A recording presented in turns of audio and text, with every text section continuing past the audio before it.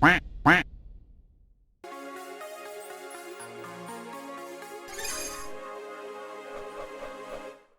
going on, guys? This is Duck Boys Gaming here. I'm your host, Zombie Duck.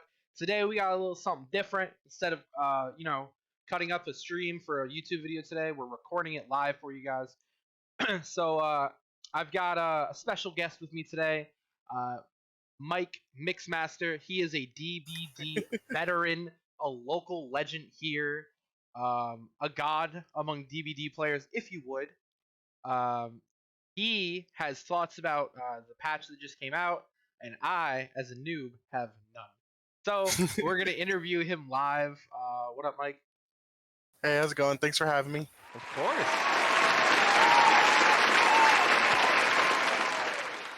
You are a legend here.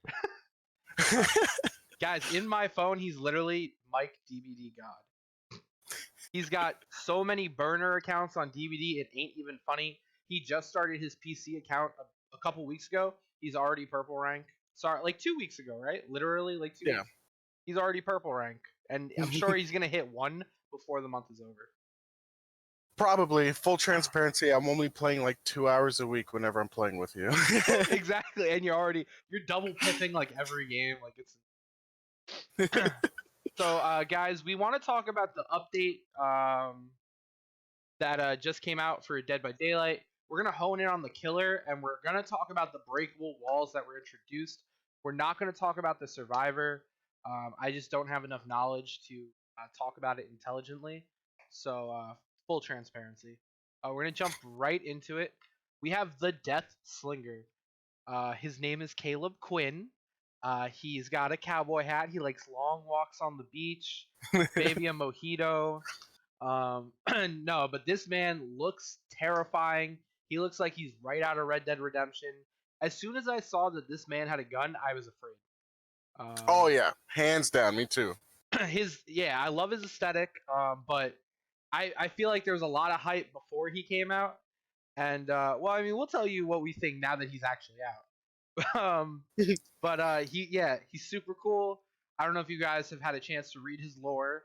I'm not gonna read all of it because that would take too much time. But he is a broken man with a gun, and I'm okay with it. What did you just thought he was like a badass as soon as they announced him? Oh yeah, ever since like the initial trailer, I knew for a fact Behavior went all out dishing this out. Everything from the map to the killer, just the overall aesthetic, this is definitely something outside of the norm that we're used to seeing. And the execution was flawless, in my opinion. They did a fantastic job. Right on. I agree. So, let's jump right into the perks that were introduced with him. We have Gearhead. Let me see. Where's the description? I just click on it. Actually, I love websites. All right, Gearhead. You've got an ear for well-oiled gears. After hitting a survivor 2 times with your basic attacks, Gearhead activates. Each time a survivor completes a good or great skill check while repairing the generator, the generator will be revealed by a yellow aura for as long as it is being repaired. I think it's super cool.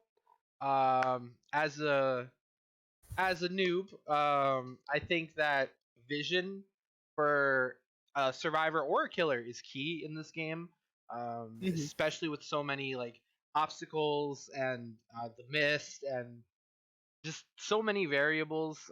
You can have bad teammates, I think vision is key, so I like that he has a perk that helps him with vision and map awareness. Yeah. So how do you feel about Gearhead? Alright, so personally, I feel like the perk seems a little niche, in my opinion. Could this be viable for other killers? Possibly. But for him, not so much. Only because like his mobility isn't the best. I believe his mobility is 4.4 meters per second, I want to say, which actually makes him one of the slowest killers in the game, on par with the Hag. And that's probably one of the biggest issues with him, honestly. So the concept of the perk is cool. but it only lasts for up to 30 seconds at that. And realistically, when you're playing against a veteran survivor, it doesn't matter when a killer interrupts, because when you're on that gen, you already have your escape route planned out. You should always have a plan A, B, all the way to C. So even if he does show up, you're just gonna waste his time. Ideally. Okay. Okay. Yeah, he moves 4.4 meters a second.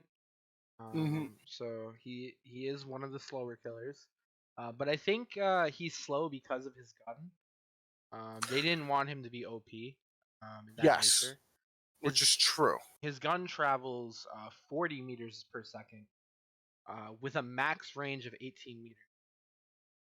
So I was talking to Mike about it before we started recording. I think it's insane that he can like punch someone and then shoot him and drag him back in and punch him again. Personally, I like the combo. I think it's super dope. Let's see. Let's just dive into his next perk. Dead Man Switch. I have not even checked this one. You become obsessed with one survivor. Okay, duh. After hooking the obsession, Dead Man Switch activates. While activated, any survivor that stops repairing a generator before it is fully repaired causes the entity to block the generator until Dead Man Switch effect ends. After affected generators are highlighted by white aura, you can only be obsessed with one survivor. Duh. Okay, so this is a an obsession perk. It's pretty cool. Again, it gives him vision, and it gives him. It actually slows them down. It blocks the generator, but that's only if he. I guess. How would I put this? I guess he has to initially find a generator that's being worked on, which Yeah. requires him not to be distracted or looped at all. Hmm. So I could see how this perk is situational. But this and Gearhead are both vision perks to me. This is like a 2-for-1. It's vision and it slows them down. Um, those are my thoughts on it as a noob. Yeah. So this perk is okay. It definitely needs to be run in a build, without a doubt. Okay. Because by itself it doesn't do enough. Okay. However, with the right setup, and I'm just from reading this, I would pair this with probably Ruin, even though it is nerfed now. Uh, so that way, when they get off the gen, it begins regressing, and since it's blocked off, they can only kind of sit there and watch it regress until they're able to interact with the gen again, which is good. But he also needs something that kind of gives him an idea where they are, so he can apply that pressure. So something like barbecue and chili. So after he hooks the survivor, he has aura reading and can see who's on a gen. Just to go in that area, he doesn't even have to commit. And realistically, be smarter not to. Just to get them off the gen, he'll be notified once it turns white, and now he knows they're just losing progress on that gen, and he can go mosey on with his own way. Endgame perk. Right. Guess what? There's one gen left to complete, which means there's 3 on the map, and I can patrol them with relative ease. And every time you get off while I'm patrolling, you are losing whatever sweet progress you thought you had. Right. So yes, it's probably not as great, but realistically, at the high ranks, it's more viable than that. But there's way better perks you could be running now. I think it was corruption. I forgot what it's called. But basically, at the start of the game, there's a handful of gens that are just blocked out by the entity. Those are going to be the gens that are furthest away from you, the killer. Way better in terms of like overall gen pressure from the start, because it's not that hard to pop someone's ruin. Okay. Okay. And this is why we have a veterans, guys, so you can get actual information. All right, so finally we have Hex Retribution. It's a Hex perk. The Hex that lashes out upon its destruction, those who cross it will be punished. Any survivor who cleanses a dull totem will suffer the Oblivious status effect. If any Hex totem is cleansed, including this one, the auras of all survivors are revealed for 10 seconds. That's kind of cool. Um, I feel like it goes well if you're running multiple hex totems. Yes. And I feel like it might not be great on him, but it'll be great on someone who wants to run multiple hex perks. And you pretty much nailed that one right on the head.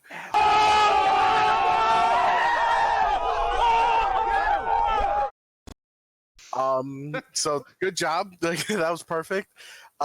Again, he just can't capitalize on that map pressure. Yes, it'd be useful, if you're trying to catch that survivor off guard. You can see them running from the wall, and you can go for the gunshot as they come at that corner. So it's very situational. But there's other really viable builds. The easiest one is like Shaman Billy, where you just have nothing but hex totems throughout the entire map, where whenever they're being interrupted, you're notified and you can zoom to that part of the map. This would be a fantastic perk to run on that build. So this is probably, in my opinion, the best perk that got introduced with him. For that reason alone, it can actually go on par with pre-existing builds that are slightly viable.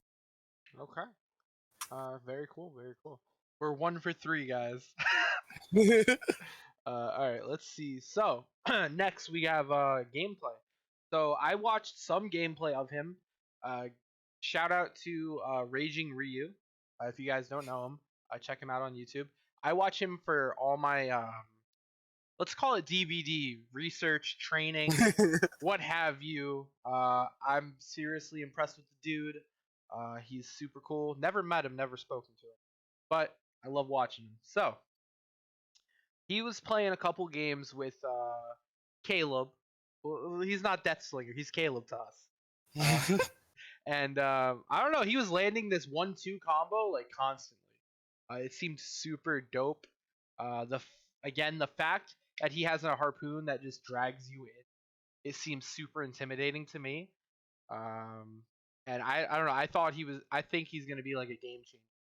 I think when the right killers get him in their hands and they have a little more time to play test with him, I think he's gonna be bonkers. Okay. And that's fair to have that perspective. I kind of disagree ever so slightly. I do think, just the fact that he has like a harpoon gun. Let's just off the bat, we can admit that's just freaking awesome. Oh yeah. Like you're never gonna like think of that in DBD, and now it's here. Right. So like that's just awesome by itself. However, I feel as though he is a severely watered down huntress. Oh hell no!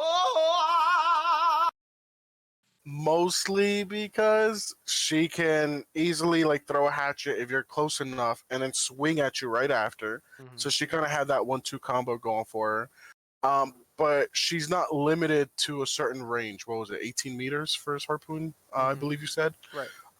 She doesn't have that stipulation. So if you're really good at aiming, you're gonna do way better just using that huntress rather than going with him.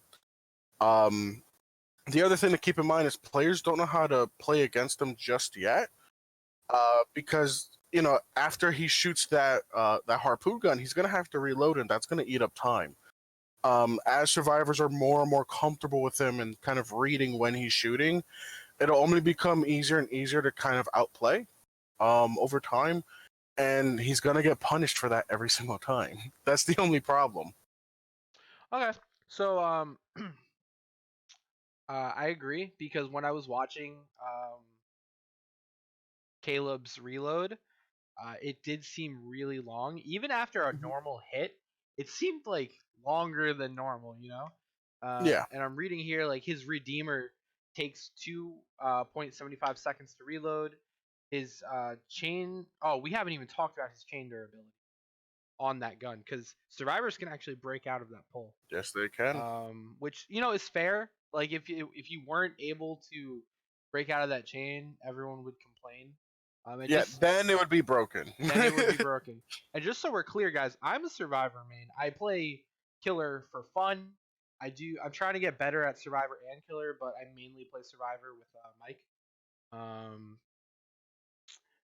So yeah, let's talk about that reload speed. So yeah, that reload speed is 175 seconds. It takes him 0.125 seconds to aim down, and then it takes another 0.5 seconds to shoot. So you're looking at 3 seconds total for like to do anything. You're actually looking a little over 3 seconds to get that gun off, which kind of stinks. I'm trying to find the cooldown on like just his regular swing. Is it average or trying to I find think it's gonna be average, it? to Okay. be honest. Yeah. So let's turn our attention to the chain durability. Uh, it can. I was reading it can break over obstacles on the map, but I don't know what those obstacles would entail.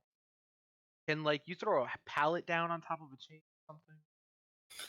Um, so let's say I'm trying to give you a scenario where that would probably happen. Let's just say I'm running inside a killer shack. He's outside a shack. He shoots right through where God Pallet is, and I'm connected. Obviously, I'm kind of helpless. I could steer away from that, which is probably what I was going to do. Well, I have an issue with the amount of charges he has. Okay. But we'll explore that one in a bit. But if let's say I was playing with you, Survivor friends, you just watched me get harpooned right up the ass. You can run up to that God Pallet and then just drop it down. Okay. And that There's would nothing break he the could chain. do about it. Yeah, there's nothing he can do at that point. He can't interact with the pallet, and that chain's gonna break over time because there's an obstacle in the way that he can't hit me through. Okay. Okay. So when it says it has a durability of 100 charges, what does that mean? So if you look right below it, Okay. tension causes charges to deplete at a default rate of 2.5 charges per second. Okay. Collision or pulling also increases the rate of depletion. So it just means you have X amount of time for this chain to break, where he has to just go through the stun animation, reload animation, and then he can go back for it. So the charges are like a unit of measurement. Yes. Okay. Before that chain breaks and he becomes stunned. Okay. Survivors are immobilized for 0.75 seconds upon being impaled. So it just gives him basically that probably cancels out the however long it takes for him to start cranking, right? Yeah. Got it. Okay. The breaking the chain will stun the Deathslinger for 4 seconds. I mean, there has to be a penalty for them breaking your chain. Oh yeah. But that 4 seconds is a long time in DBD. It really is. Yeah. That's a big fact. The deep wound timer will last for 30 seconds. So you'll be deep wounded for 30 seconds if he impales you with the gun? Yes. So if you get shot with that chain, let's say you break away, you are now in deep wound. So you are injured and you have to mend yourself before that timer runs out, or you'll just instantly drop. Same thing. If he were to chain you and then melee you, actually, I don't know if it'll hit you with deep wound. I think you just take a hit instead. Yeah, I think if he melees you, you just take a hit. Yeah. So if you break away, you're inflicted with deep wound. Okay. Successfully hit cooldown lasts for 0.5 seconds. Missed hit cooldown is 1.5 seconds. Oh, there it is. I was looking for that earlier. Yeah, that's a long time, bro. That is. We were just talking about how like 4 seconds is a lot of time. Cool, you missed your shot. That's almost 2 seconds of time you're wasting reloading that shot again. Yeah, that's insane. For example, prison chain. I can't talk today. It increases the charges on his chain, Yeah. so it's harder to break. Stuff like that, you know. Hellish. We'll go over the ultra rares real quick. We have Hellish Iron. For as long as a survivor is speared, the auras of all their other survivors within the Deathslinger's terror radius are revealed for. Ooh. Yeah. Ooh. That's ooh. And we have Iridescent Coin. Survivors speared from at least 15 meters away are inflicted with exposed status effect for as long as they remain speared. I mean, guess. that's basically an insta down. Is it though? Because you know how the combos melee hit, hook into a second hit? Yeah. What if I told you all you have to do is hit that one hook and then hit them and they drop? Isn't that? I mean, That's more or less what that is. The problem is 15 meters is pretty extreme, that's like considering almost max range. that's why. That's like you got to be really freaking good at You knowing how far you're gonna go, you or you're gonna gotta get be a punished. pro Call of Duty player. Yeah, yes, You or gotta, you're gonna be punished. yeah. I like barbed wire increase the survivor's mending time when they're affected with deep wound. It kind of helps you, but it also I also don't like it because then you're like relying on them breaking out of Yeah. your gun. And then they have stuff that decreases stun duration. Again, guys, you can read through these. They're all specific to him. They just enhance his gameplay. We're gonna talk about his viability and where he lands in the tier. As a noob, I think Caleb is awesome. I know he's slow, and we've mainly been addressing his weaknesses. However, I believe in Caleb. Okay, he came from the Wild West. He's here to kill some survivors, and I think my man's got what it takes. We get some pro Call of Duty players in here. They play him for a couple games, get his perks, his add-ons, and I think this man can take the show. I think he's gonna eventually definitely have an impact. Maybe not right now, but I think he will have an impact. Okay. Um, and you know what? I slightly disagree, but agree at the same time. Let me break it down. Okay. So right now he feels kind of underwhelming, personally. Um, and mind you, like it is like still relatively early, so like the Deathslingers I've gone against, um, they still don't really know how to use him viably.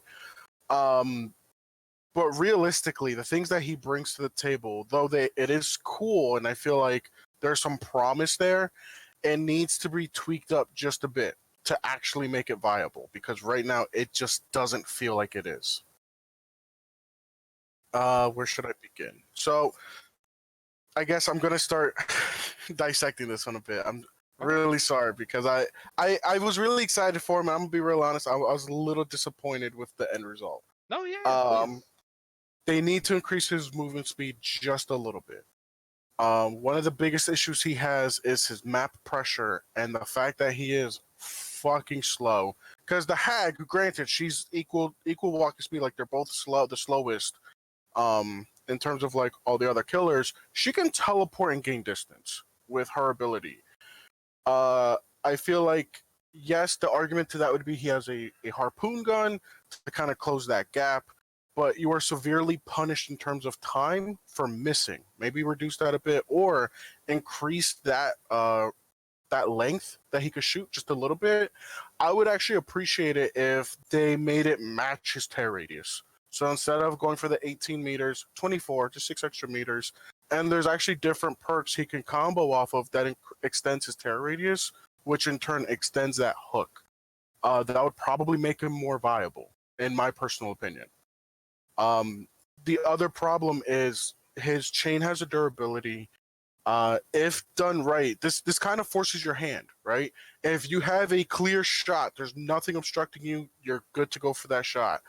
You can reel them in and you can punish them from there. But if this survivor knows what they're doing and they're looping around objects to try and like get in your way, if you go for that shot, there's probably gonna be stuff that are gonna be blocked off and cause collision, which reduces that durability so much faster.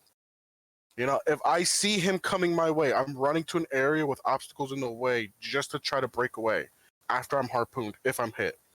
And this implies I get hit. As I said, I do play quite a bit. I am that tryhard who 99s his sprint burst, so I would deliberately get his attention, watch him kind of aim at me, and use my sprint burst just to punish him for missing his shot. That's what I would actually do. So for like these reasons alone, I feel like he's not really there, and he should be reworked, just retweaked just a little bit. He needs some buffs. Okay. Yeah. I definitely see what you're talking about. and that's why I think after some time, he will he'll have an impact once he's properly fleshed out, if you will. Yes. Um, how do you? So just let's talk about a timeline real quick. Has Oni been properly let's tweaked? Like, do you think Oni's? How do you feel Oni has done since he was the latest addition before Caleb? I think he's in a healthier state where you can viably use him. Okay. When he first got introduced, his demon dash was way too harsh, Okay. so you'd be kind of disoriented just from using it, and it'd be really hard to flick and get that hit when survivors are over corners. They have, I don't want to say fine tuned because there's technically always room for improvement for everything in Dead by Daylight. That's just a fact. But he's now more viable to where you can consistently get that flick off even after a demon dash, and you can punish survivors. Which does require actual skill. It's not BS related. Like, this person just knew how to go about doing it, and now he's equipped to do so. So I think it'll be one of those situations where now that he's out, after more and more players go versus him or use him, they'll be able to see more and more like, all right, he's not viable in these categories. Let's kind of give him these buffs in future patches so, he's more viable from there. Right, and it took them about a month or so to fix Oni, or was it longer?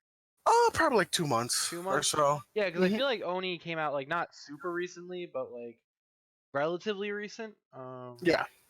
Yeah, so I think it's safe to say that within a month or so, we'll see significant changes to the Deathslinger, where he should seem easier to play, and it won't feel as one-sided. Mm-hmm.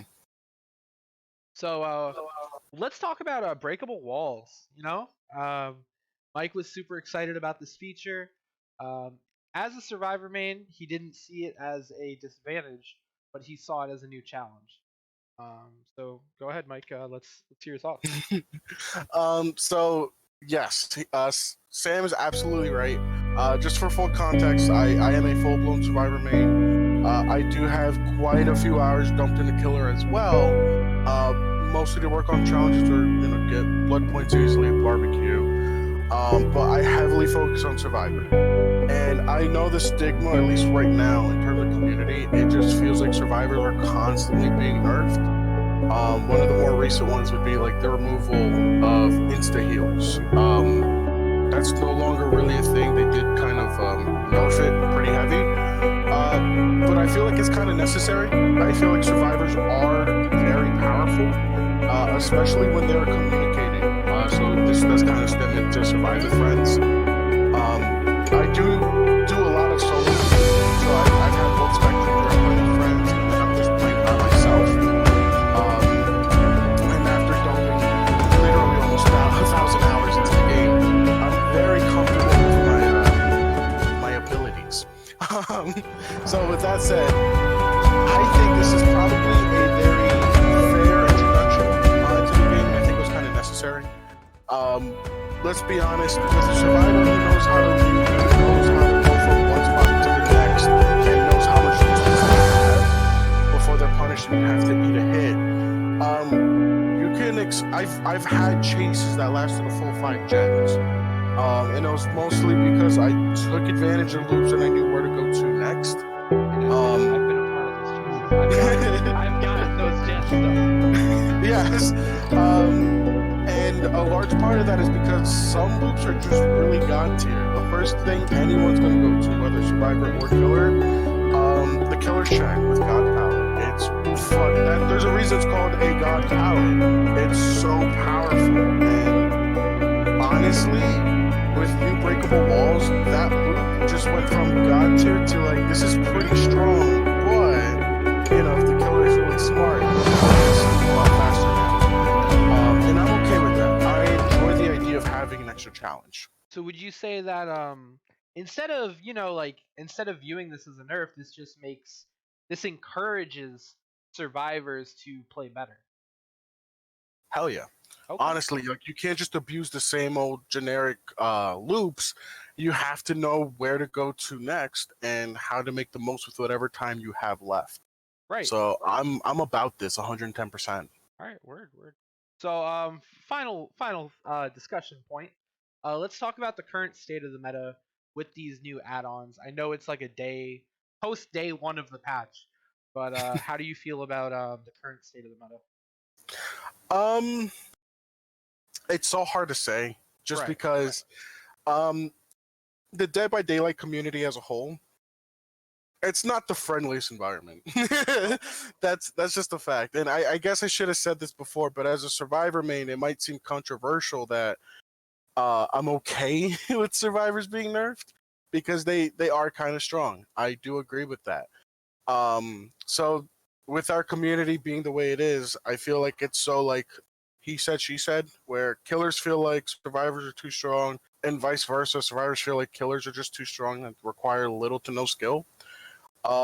So the state of the game isn't really the best, and from what I've seen up till now, with the current patch that came out, a lot of survivors in particular are very upset with the changes made. To the point where they're arguing this is going to kill the game. Do I think that's the case? Not at all. I feel like there's still going to be a strong community behind the game. You're just going to see more players possibly playing killer or possibly throwing games just because they don't care anymore. It can go either way. But something I do know is I'm going to play the heck out of this game, and I'm sure you're going to be playing it with me because it's still fun at the end of the day. Oh hell yeah! This game is. I don't care how bad they nerf me. If I have a full team of friends with me, we're gonna do whatever it takes. You know. And Of whenever course. we find that killer online, like 1 out of 10, that's like trying real hard and like they're just hooking us down left and right. It's the most adrenaline. It's like the biggest adrenaline rush like you can get. Of course. It's so much fun.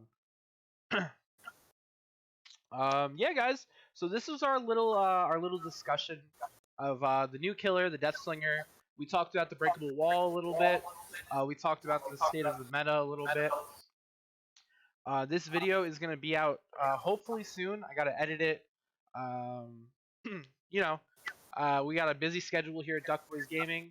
But if you're watching this, thank you for taking the time. Thank you, Mike, for taking the time to discuss this with us. Of course. Thank you for having me. Of course, of course.